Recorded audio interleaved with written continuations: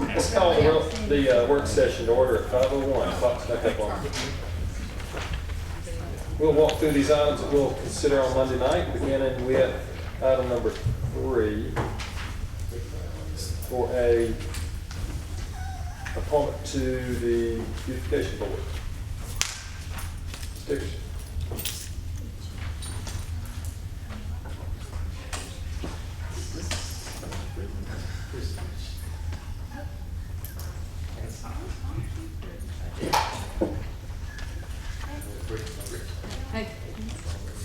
Okay, this is this is to appoint members to the beautification board.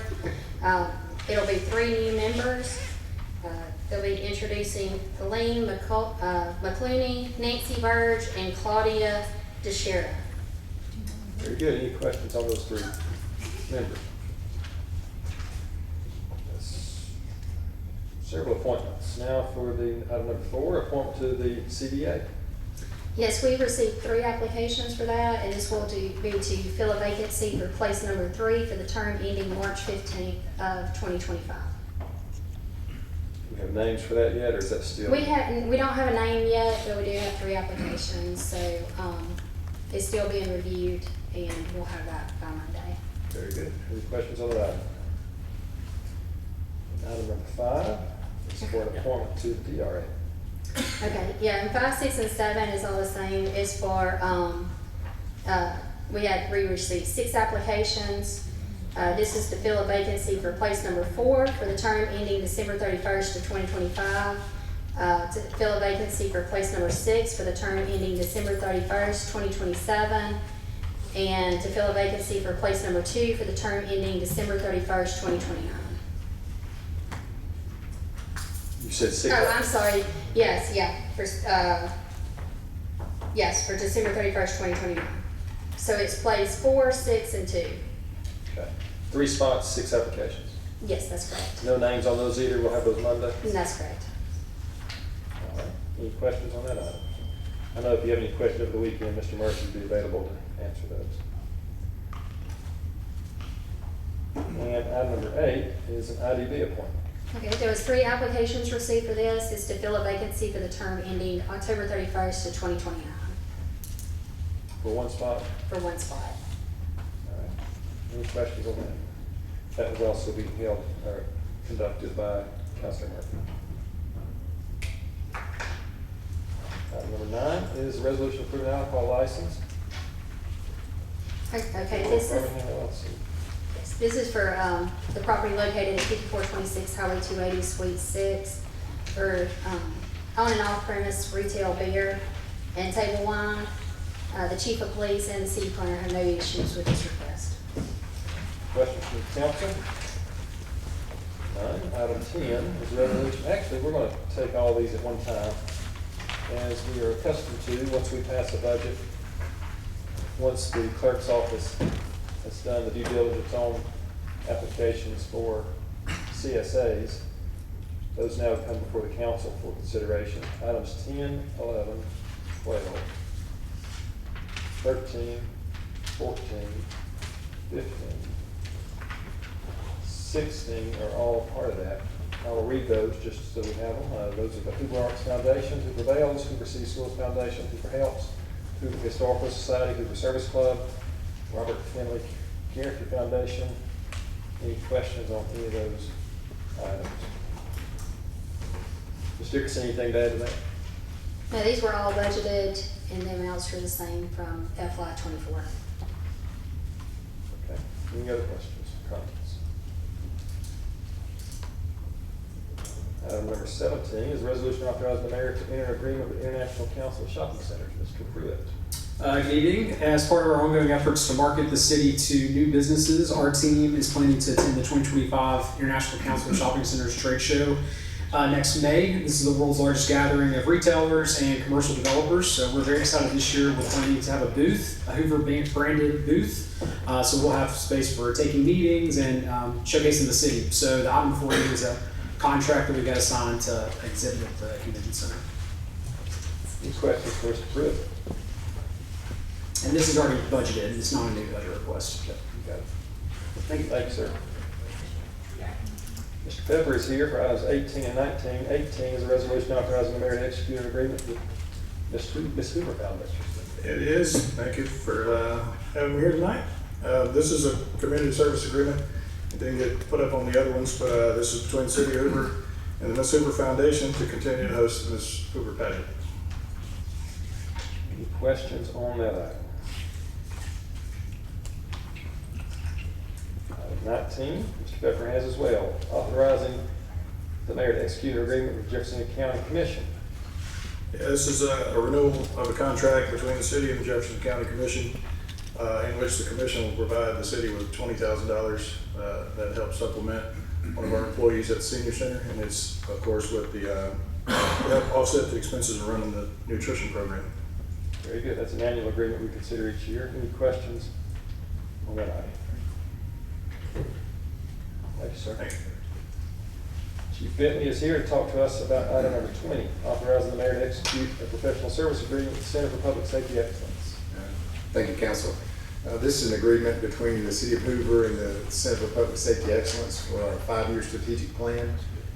That's scheduled to start December the 3rd, and that's where we have external and internal stakeholders meet and write a strategic plan for the next 5 years. And this is the first segment of the first portion of us going back through the second reaccreditation process. Questions for Chief Bentley? Very good. Thank you, sir. Chief, I think I also had 21, unless Jennifer wants to talk about it. Jennifer, don't have that? Yep. This item 21 is a resolution authorizing the mayor to enter an agreement with Fire Stats LLC for software for fire service operations. Sorry about that. So this is mine. This is for an agreement with Paul Rotenberg, who's a fire statistician, to help us with some of our accreditation times and stats. And I took a class from him last year, which I had about 20 years ago, and that's how we learned about his business. And we're trying to do that since we're a little short-handed at headquarters. Very good. Any questions for Chief on that? Thank you, sir. Now, Ms. Cornett, item 22, this is a budget amendment for EMS supplies, fire department, and training for police department from opioid funds. Yes, so this is a request to use some of our special revenues, which are settlements related to opioid, combating the opioid crisis. And we would like to use $200,000 of those opioid funds, 100 for fire and 100 for police. It just happened to be evenly work out that way, for EMS supplies and also some different things that the police department needs in combating opioid abuse. Any questions for Ms. Cornett on that item? Those are rather restricted funds. They are, and after these are allocated, we will still have close to $700,000 remaining in those funds. We get annual settlement payments in every year. We'll still have some funds left. There's no required time frame on when to disperse of those? No, just for the purpose of combating the crisis. Great, thank you. Anything else? Sure. Thank you, ma'am. Item 23 is also Ms. Cornett, resolution amending the budget to correct the position title.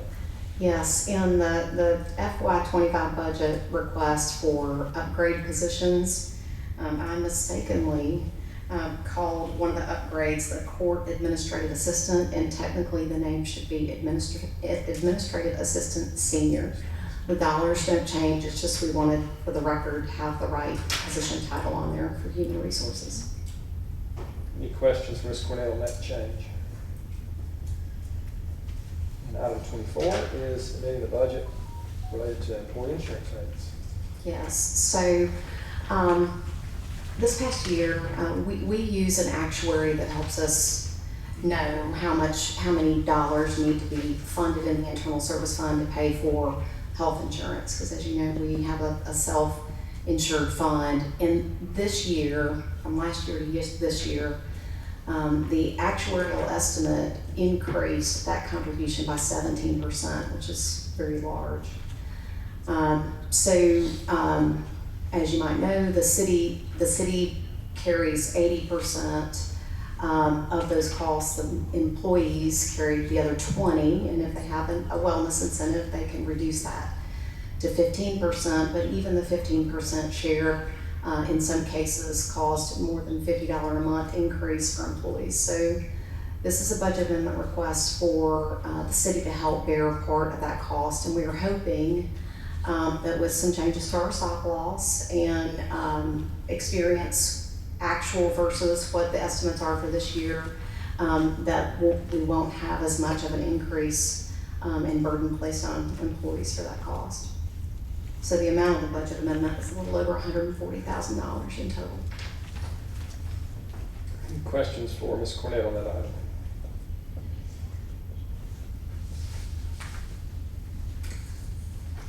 And then finally, Jennifer, item 25, a resolution accepting a bid. Yes. So this is a bid. This is a bid for custom imprinted apparel for the city.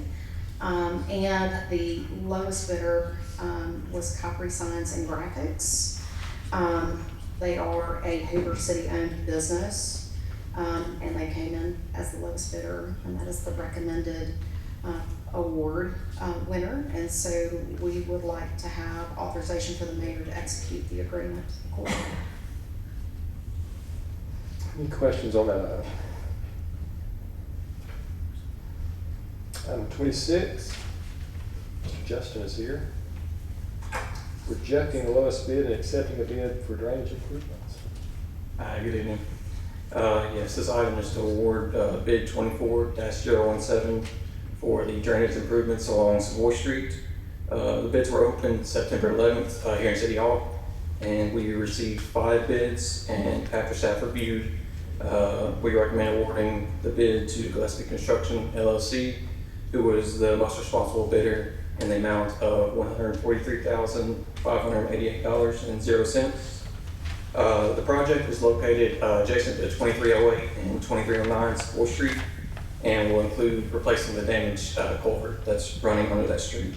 The funding was approved during the fiscal year 2024, and so no additional resources will be required. And the contractor will have 60 days to complete the project, and we anticipate starting in late October. Any questions for that item? Very well prepared and thorough, sir. Thank you very much. And Ms. Moore is here. For item 27, authorizing the mayor to execute an agreement with Motorola Solutions, for annual maintenance agreement. Yes, council, this is annual maintenance for the public safety radio system. It was budgeted, so it's for the system itself. Any questions? No questions? Thank you. Ms. Moore. Item 28 is a resolution naming a public drive located on the property of Aldridge Garden. So from Warner Road all the way to the Aldridge house, the council will consider declaring that a public street and naming it on Monday night. Any questions about that? Very well, Mr. Martin. Come on down for our first readings. Beginning with item 29, resolution granting conditional use approval for an indoor golf. Yes, sir. We have a business desiring to locate at 5844 Elsie Road in the Knox Square commercial sector. And this particular business is an indoor recreational golf venue, which will offer on-premise food and alcohol sales. The Planning Commission reviewed this case at their September meeting and recommends approval of this conditional use contingent on the following. One, that the business will offer food service in keeping with the food service restaurant use classification in the zoning ordinance should alcoholic beverages be provided. And secondly, the business shall cease operations at 10 p.m. Sunday through Thursday and midnight Friday through Saturday. The developer of this business was agreeable to these items at the Planning Commission meeting, And do also want to note that the comprehensive plan supports commercial development at this location.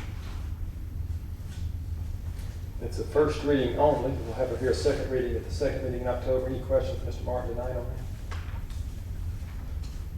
that? Item 30 is also a first reading for an ordinance change for property at 3951 South Shades Crest Road. Zoning change. Yes, this is recently annexed property. The Planning Commission considered the zoning of the property at their meeting last month and recommend an R1 single-family residential zoning district. That would be in keeping both with the comprehensive plan and the zoning pattern in the vicinity. Any questions on that item? And finally, 31, for Mr. Martin, is another zoning case at 2308 Old Rocky Ridge. Yes, sir. This too is a recently annexed piece of property off of Old Rocky Ridge Road, just to the east of I-65 and the 459 on-ramp. The Planning Commission considered this case and recommended that an R1 single-family zoning designation be given to this property. That particular zoning is in keeping with the comprehensive plan and the zoning pattern in the vicinity. Any questions on that item, Mr. Martin? And finally, number 32. Mr. Martin, stay close. We will talk afterwards about an unrelated topic. All right. Please. Item 32 is an ordinance regarding repealing a previous ordinance for sales and use tax. Yes, this is a request to amend the previous ordinance related to the reduction of the city's portion of grocery tax. The original ordinance identified a rate reduction from 3.5% to 3%, which was based on our interpretation that the city could reduce its tax up to 25%. But in the implementation process, we learned that it had to be a full 25% reduction. So it was an either-or option, either keep it as is or reduce it by the full 25% with nothing in between. So this ordinance would amend the previous one back to the original rate of 3.5. Any questions on that item? And that's just a first reading. So, Ms. Cornett, so no matter what, we've missed that time frame based on state law? For implementing, yes, yes. I believe it was a 60 days before year end that had to be implemented. So the ordinance could not be enacted because it didn't comply with state law's interpretation of that. And it's my understanding also that the state was not able to reduce its portion of grocery tax either. I'm not sure that anyone did.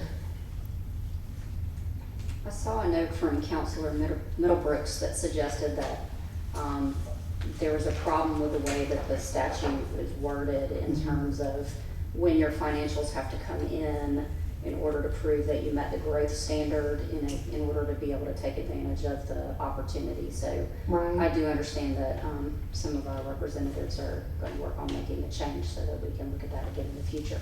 Yes. Any other questions? Okay.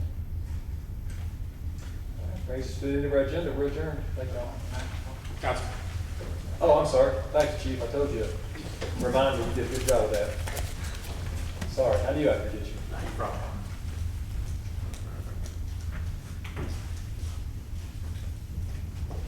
Council, I spoke with a friend of mine who's a truck driver, lives in North Carolina. And after talking with him, spoke with Mayor Potato. And tonight, within the next hour, we're going to have an 18-wheel trailer delivered to the training center. And going to get Melanie Posey, Chief Bentley, myself, and we'll be getting out to our constituents tomorrow. That we're going to be taking donations for things that could go back to North Carolina, especially that Asheville area. So he will, it doesn't matter how many trailers we fill, he'll come pick them up, keep delivering empty ones, and deliver them at no charge to North Carolina. So very, very good guy. And again, hopefully our citizens will, they usually do. I'm sure they'll fill them up. So just wanted you to be aware of it. Okay. Now we're